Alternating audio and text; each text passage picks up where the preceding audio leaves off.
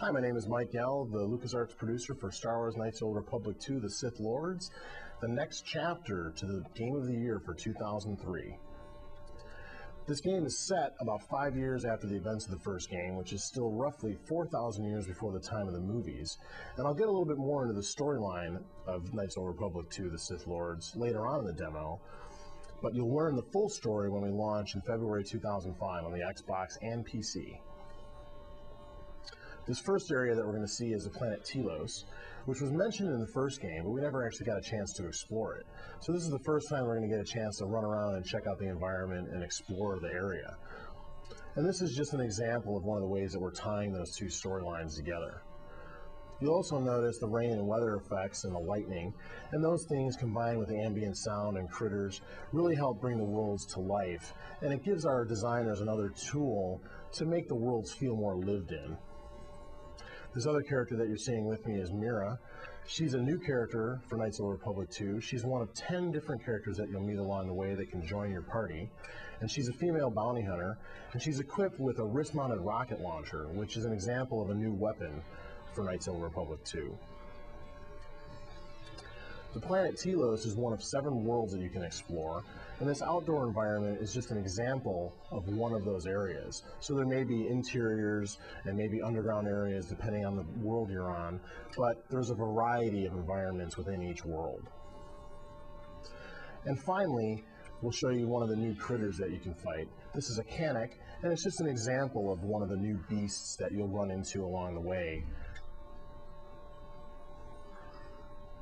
So now I'll show you an area that's a little bit later on in the game. This is a Sith tomb. When you first start the game off, you'll be able to create your character from one of 3 different Jedi classes. And you'll learn very early on in the story that the galaxy's in really bad shape. There's several Sith Lords that are hunting you down, and they've hired hundreds of Sith assassins to come after your character because they believe that you're the last of the Jedi Order.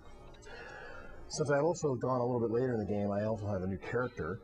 This is a female Jedi, and as you can see, she's kind of evil.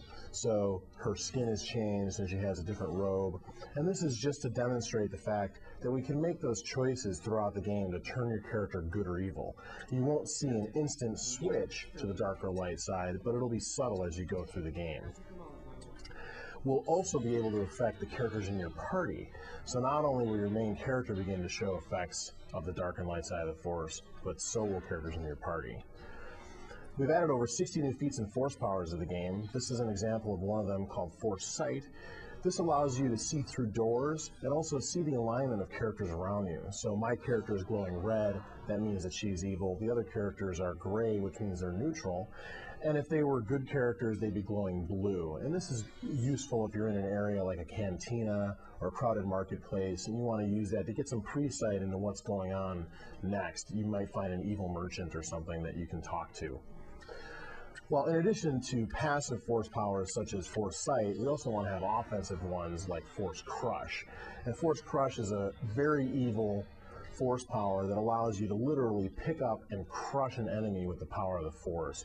You can see them get lifted off the ground and then take massive damage from that attack. And then finally, we have those choices in dialogue to let you choose dark and light side, but we also have the awesome lightsaber combat from the first game. We've added to that this time by adding more animations, more combat moves, and more spectacular attacks for your character. So I'm just going to pick an evil choice and go right into combat with these guys and fight them. And as I choose different attacks, critical strike, flurries, etc., I'll get different animations as my character gets more powerful and gains levels. So you'll see the player change as they go throughout the game. And that's very important visually for the player to see their character get more and more powerful. So that's just a quick look at 2 of the over 70 new areas in Star Wars Knights of the Republic 2, The Sith Lords, scheduled to come out on the Xbox and PC in February of 2005.